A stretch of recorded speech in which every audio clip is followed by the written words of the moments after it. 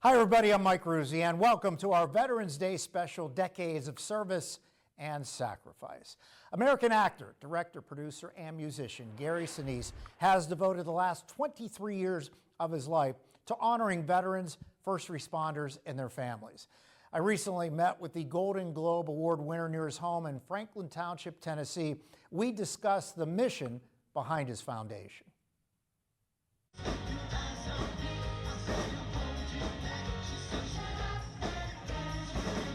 His Lieutenant Dan band is still electrifying audiences across the country.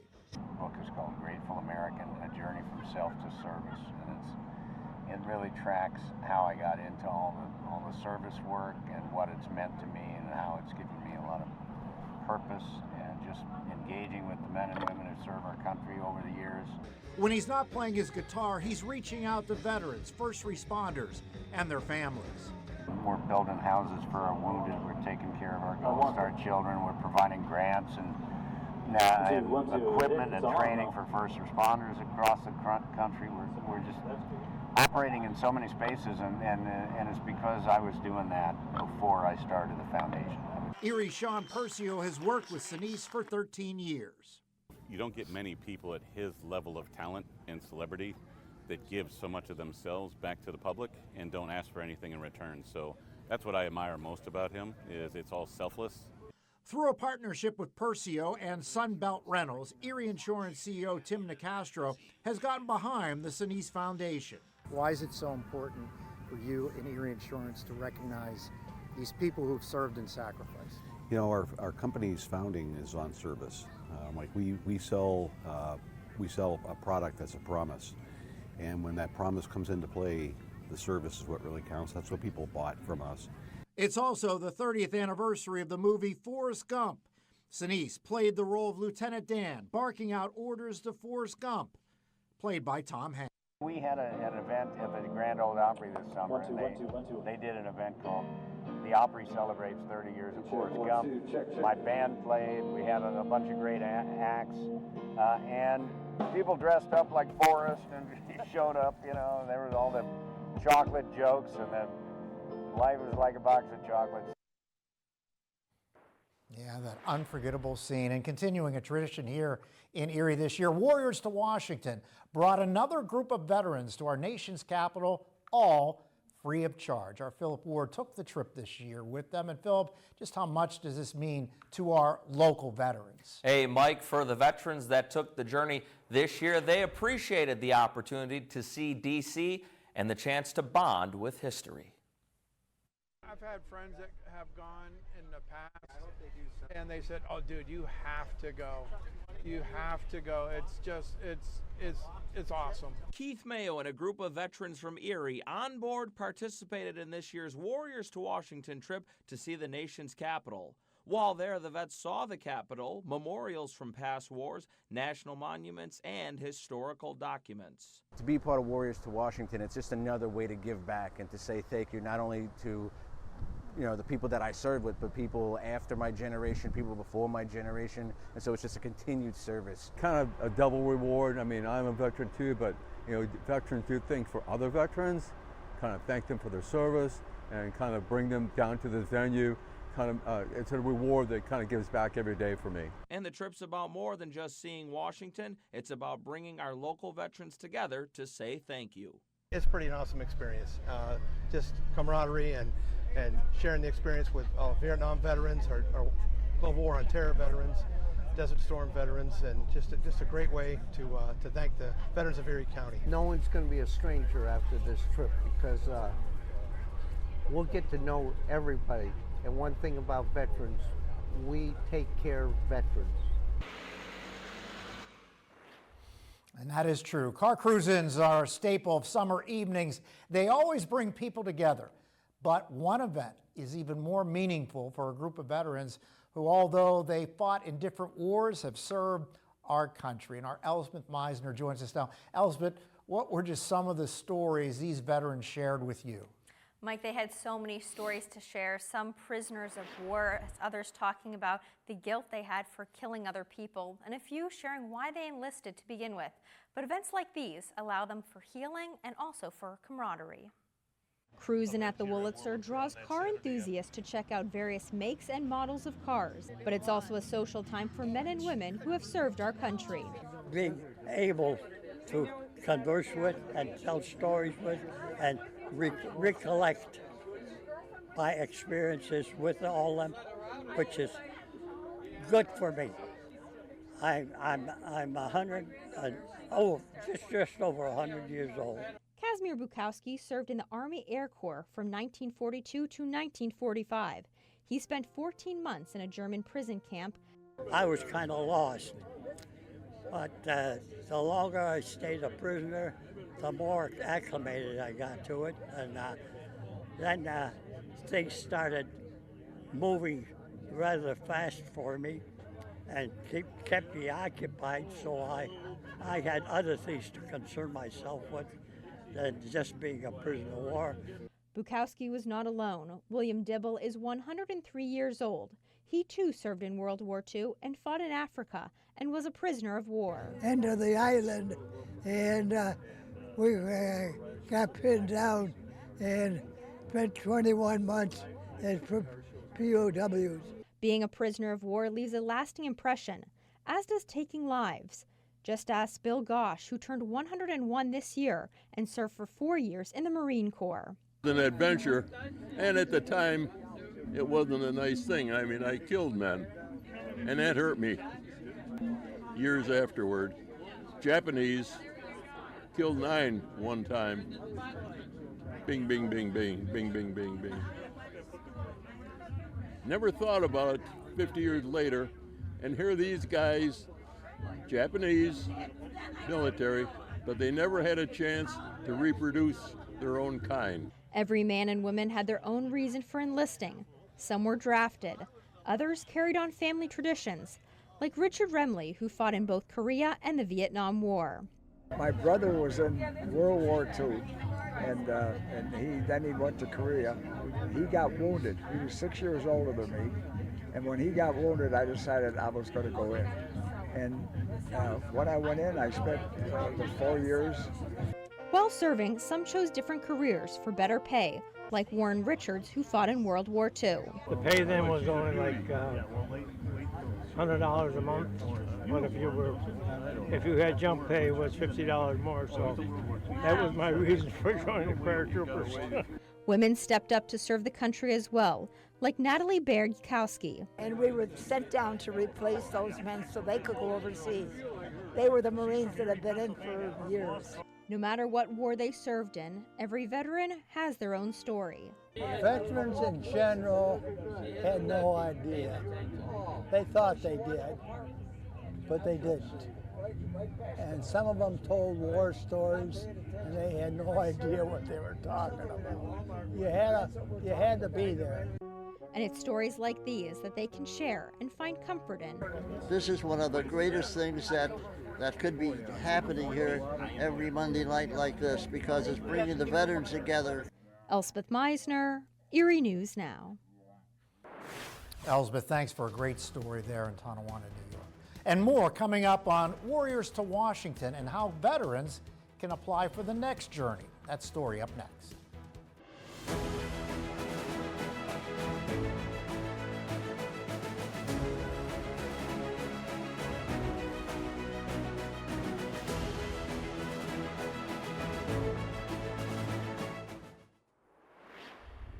Pirates pitcher Paul Skeens had some rookie season on and off the diamond. He committed much of his free time to honoring veterans. And on a September day at PNC Park in September, he recognized Erie's Don Grumblatt, a World War II veteran. And right around the bend. As he made his way through PNC Park, the Pirates rolled out the red carpet for Donald Grumblatt. He served on the USS Stanton, and his tour of duty included serving during World War II and Korea. When Pirates pitcher Paul Skeens learned through a recent interview that he did with us that Don actually did a cannonball at the Spring Hill Living Home swimming pool, then a meeting with Don was a must. Well, was it a good cannonball? No? Well, you did it. Oh, what's it like meeting this 98-year-old World War II veteran in person? It's unbelievable. Unbelievable. Glad you're able to make it. How excited has this been for you overall? I keep wondering, what did I do to deserve this? It's quite a treat. Pirates play-by-play announcer Greg Brown made an immediate connection with Don since he uses Cannonball Coming in his home run call. Did you have anybody around the pool yelling, clear the deck, Cannonball Coming? Okay, to make sure. Kevin, what's it like meeting this World War II veteran? Privilege and an honor, that's for sure. Absolutely. So you don't get, it's not every day anymore you get an opportunity to do that. So again, it's just thank you so much for your service and everything. It was Don's first trip to PNC Park, and Paul Skeens made him feel right at home. Don't take that in the swimming pool with you.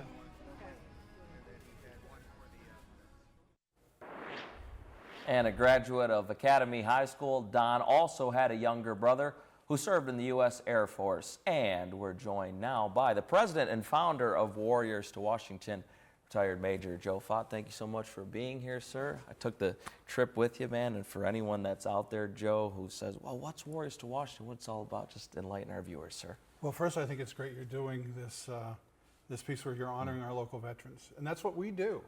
As we take veterans to Washington, D.C., we want to honor them for their service, for those thankless hours, for the time they spent away from home, for all those things that they did while they were in uniform, to give them an opportunity to really feel like they're appreciated. And that's what we want to do. All free of charge. All free of charge to them, absolutely. And you told me, sir, that for any veterans that want to apply, they got to get after it, man, because people are already applying. Yes, our application's online, warriorstowashington.org. And if you download the PDF file, fill it out, and mail it in to us, we'll put you on the list. What is it that you hear from the veterans, Joe, when they get back to D.C., or even when they're in D.C. and going through it? The best time for me personally is the transition that happens between the time they get on the bus until Sunday morning. Sunday morning is a very powerful morning for us. We go to the Pentagon where they see where American 77 crashed into the Pentagon, the loss of life that occurred there. And then from there we go to Arlington where we do a reflaying ceremony. And it's such a powerful moment. Just today, Veterans Day, the President of the United States, the Vice President of the United States conducted a reflaying ceremony at Arlington, the same place that we as an organization have the honor to do. It's all rolled into that context where we're able to show appreciation. We can see it on their faces. And it's a great feeling. Joe, now Warriors to Washington relies on donations. It does. Who is it that throughout the community has really stepped up and helped you guys out? We can't thank the people at Churchill Downs and the casino enough for the efforts that they've given us. They've been with us since pretty much the beginning, in where we get to park our vehicles, where we get to have our rally point from as we leave to go to Washington, where we get to come back to, and the very generous contributions that they've given to us. So. It's been organizations around the region that have donated to us, that have made it possible for us to host the trip and to treat our veterans in a good way. Thank you so much, Joe. It's an honor always to be with you, sir. Sure. Thank you for bringing me this year, and thank you for your service as always. Sure. Mike, back to you.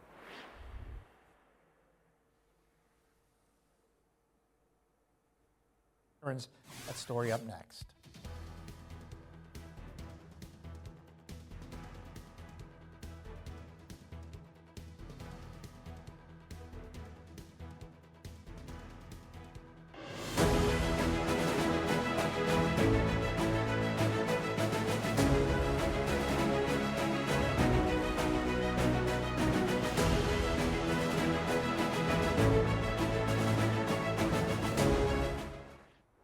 And we're joined now by the Erie County Director of Veterans Services, Mr. Joe Bonacci. Thanks so much for stopping by. Joe, we're going to talk about some programs that you have some great information. Let's start with the Military Food Shares program. What's it all about? Yeah, Mike, especially with the holidays coming up, Second Harvest Food Banks has what they call the Military Food Share program. It's veterans who just maybe need a little help. They can go to the Second Harvest Food Bank November 25th and December 11th. They asked that you don't show up before 1 o'clock, and it's basically you pull up and they load your car full of food to help the veterans and their families, get maybe through the holidays. Well, that's fantastic. Yeah. What about the Legions and the VFWs? We saw it today on Veterans Day, the impact but what other ways are they helping? I mean, they do more than people realize.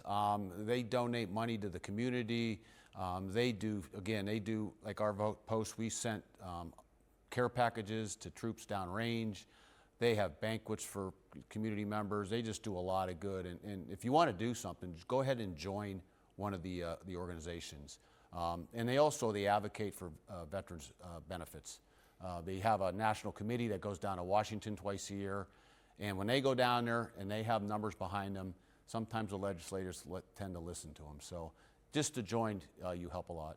You served over 20 years and you were out of the country a lot. So when you got a care package like that, what did it mean to you? There's nothing like receiving a letter, a handwritten letter in an envelope, and a care package. It kind of brings you back home just for that little bit of minute. And when you see that, and you see that address on that envelope, it kind of gives you just a little bit of home feeling.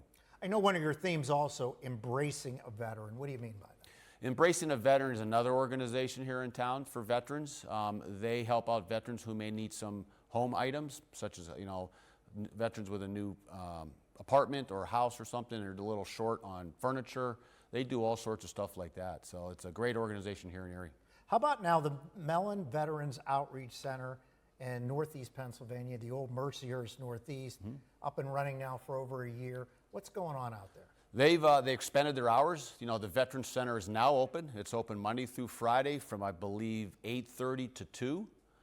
They have all sorts of things for veterans to do out there. They have foosball tables and pool tables. They've got large screen TVs that if you just want to hang out and watch a film or watch the news, you're available. There's snacks for them, and they're soon going to have a library that they're almost finishing, stood up. Yeah, they're going to have thousands of books on the shelf, and it's all going to be categorized, and you'll be able to actually go online and see what books are available. So a lot of things going on there. That is fantastic, and you can't go wrong with the snacks and the coffee as soon as you walk through the door, right? Right there, you got coffee, you got water, there's soups, there's candy, unfortunately, that I always have to grab a handful when I walk through the door, but yeah, a lot of good things there. Joe, thanks so much for stopping by. Continue the great work, helping veterans and the services that they need. We appreciate you stopping by. And still to come, an incredible story of service and sacrifice, a final journey for a U.S. Marine. That story is up next.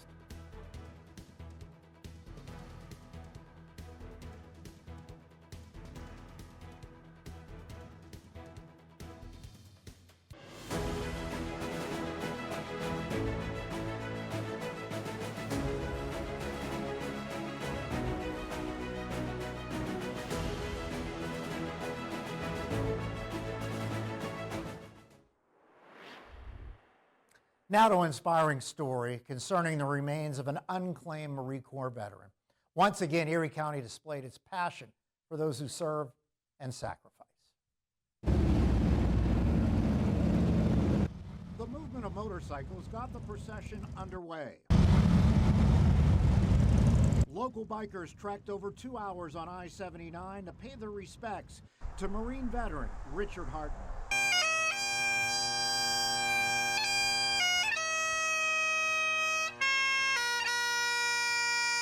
The idea for a transfer of remains was hatched last year. It's down at the coroner's office. So he needed some help finding some paperwork on another veteran that was that he had to process through, and we got to talking about, I asked, what do you do with unclaimed remains? He said, well, matter of fact, I have one right here.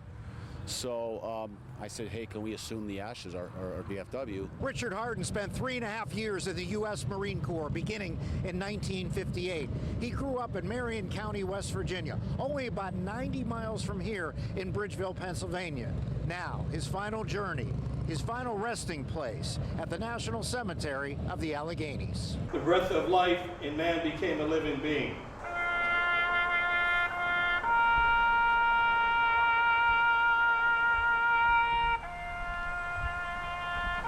The ceremony was brief, lasting less than 10 minutes, but it was filled with emotion. It was a true honor. No Marine should go to the grave without having somebody there with them. Each one of these white markers is a veteran, and Richard Harton, age 81, will now be the final resting place with his brothers and sisters in arms.